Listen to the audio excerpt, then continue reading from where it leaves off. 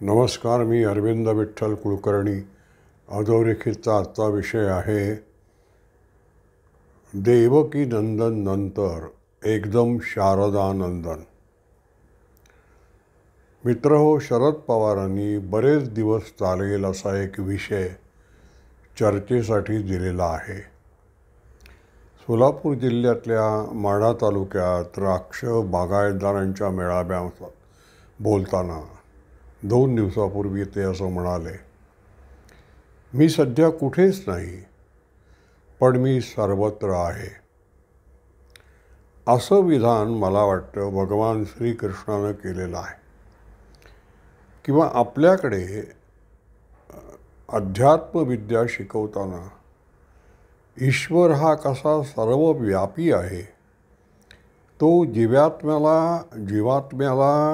कर्मस्वातंत्र्य देतो, पण त्याला सगळं काय चाललंय कुठे हे माहीत असतं आणि तो ऐन वेळेला हस्तक्षेप करून बदल करू शकतो.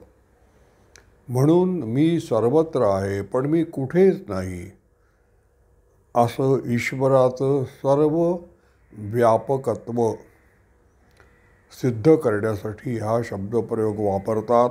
तो पवारांनी वापरलेला आहे.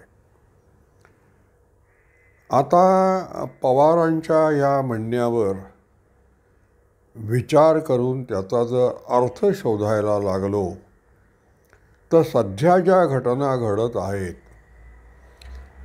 त्याचा अर्थ काय लावायचा असा प्रश्न पवारांना विचारता येईल. उदाहरणार्थ,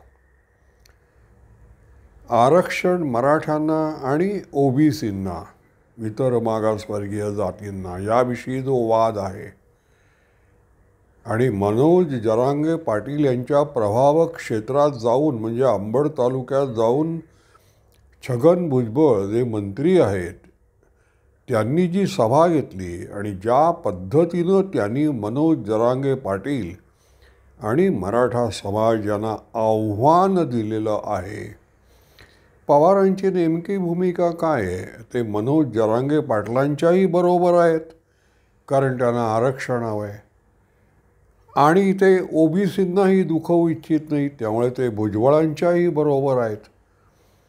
पवार निश्चित भूमिका कधीच कोणत्याच विषयावर घेत नाहीत आणि 2 व्यक्ती, 2 गट, 2 पक्ष एकमेकाशी भांडत असले, कुरापती काढत असले, एकमेकाच्या उरावर बसले तर पवारांना जीवन साफल्याचा मोठा आनंद होतो.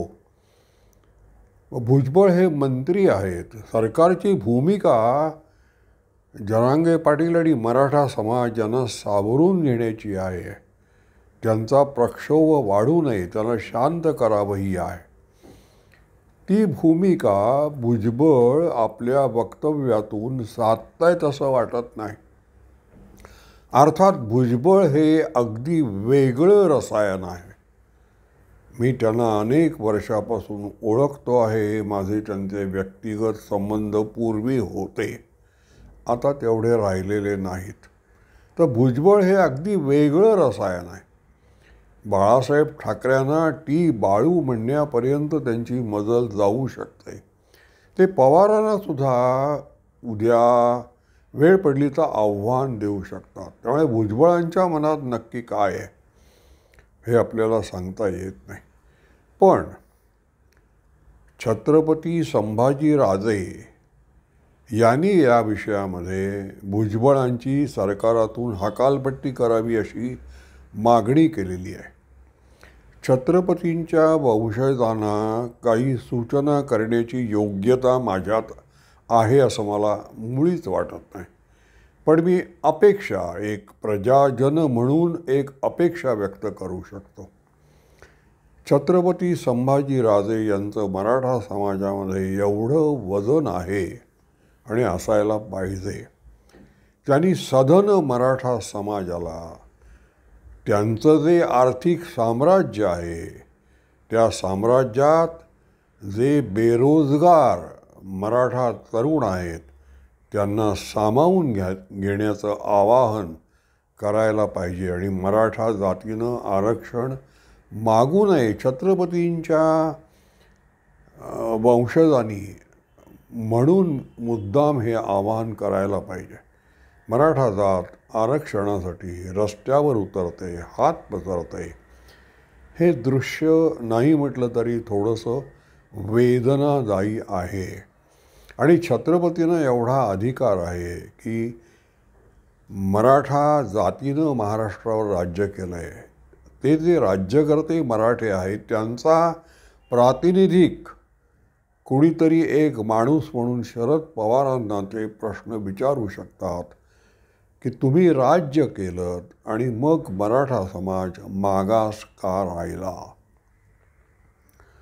पवारांनी परवा करमाळ्याला आपल्या माढा तालुक्यामध्ये नंतर पत्रकारांशी बोलताना द्राक्ष बागायतदारांच्या मेळाव्यानंतर एक विधान केलं आहे नरेंद्र मोदी यांच्याविषयी. त्याविषयी थोडंसं बोललं पाहिजे.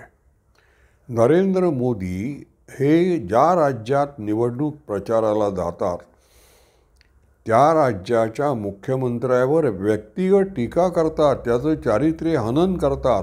आणि असे प्रकार या देशात पूर्वी कधी झाले नव्हते असं पवारांनी सांगितलं. आणि मी नेहरूंपासून लालबहादूर शास्त्रींपासून इंदिरा गांधींपासून अनेकांची भाषणं ऐकलेली आहेत. पण ते ज्या राज्यात जात त्या राज्याच्या मुख्यमंत्र्यांचा सन्मान ते ठेवत असत. अशा प्रकारे त्यांनी विधान केलेलं आहे. मी पवारांना अत्यंत नम्रपणे एक आठवण करून देतो. ते मुख्यमंत्री होते आणि मुंबई काँग्रेसचे अध्यक्ष मुरली देवराव होते. त्यावेळेला एका निवडणूक प्रचार सभेत रात्री 2:30 वाजता मुंबईत मस्तान तलावाजवळ म्हणजे मुस्लिम वस्तीमध्ये दक्षिण मुंबईत सभा झाली राजीव गांधींची. आणि त्या सभेमध्ये राजीव गांधींनी मुख्यमंत्री सोडा संपूर्ण महाराष्ट्राचा, संपूर्ण मराठी समाजाचा, संपूर्ण मराठी इतिहासाचा अपमान केला. आणि तो पवार आणि मुरली देवरा या दोघांनी खाली मान घालून ऐकला. त्या बातमीची दखल घेणारा मी महाराष्ट्रातला एकमेव पत्रकार आहे. हे अहंता बाजूला ठेवून मी सांगतोय. मी मिड डेमध्ये होतो आणि दुसऱ्या दिवशी मी याच्यावर लेख लिहिला आहे. काय म्हणाले राजीव गांधी? राजीव गांधी समोर त्या मुस्लिम वस्तीमध्ये भाषण करायचं होतं आणि त्यामुळे काश्मीरचा प्रश्न राजीव गांधींनी घेतला. आणि ते असं म्हणाले, काश्मीरचा प्रश्न हा आपणच निर्माण केलेला आहे. म्हणजे काय, जगमोहन राज्यपाल असताना त्यांनी तिथल्या सरकारी यंत्रणेमध्ये काश्मीरच्या बाहेरचे लोक भरले, त्यामुळे तिथले लोक भडकले, स्थानिक जनता भडकली आणि मग त्यांनी आंदोलन सुरू केलं, हिंसाचार सुरू केला.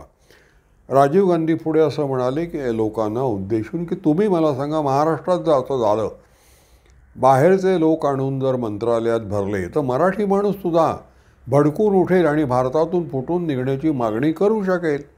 तुम्हाला नाही का तसं वाटत?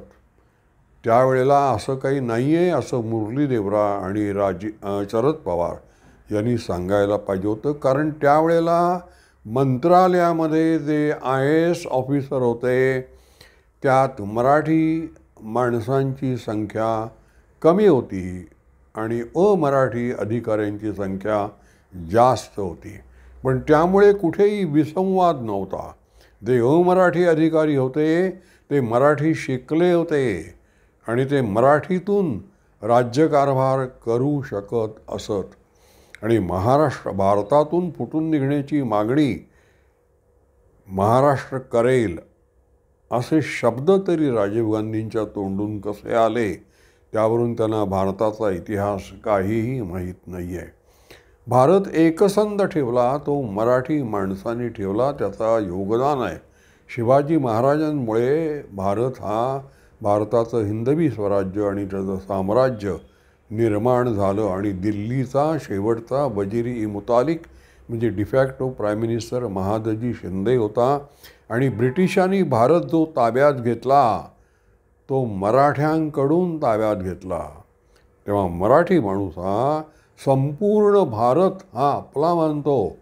तसं काश्मीरची जनता मानत नाही आहे हे पवारांनी, आता त्या सभेत सांगता आलं नसेल, त्यानंतर त्यांनी सांगायला हवं होतं, पण तसा खुलासा त्यांनी कुठेही केला नाही.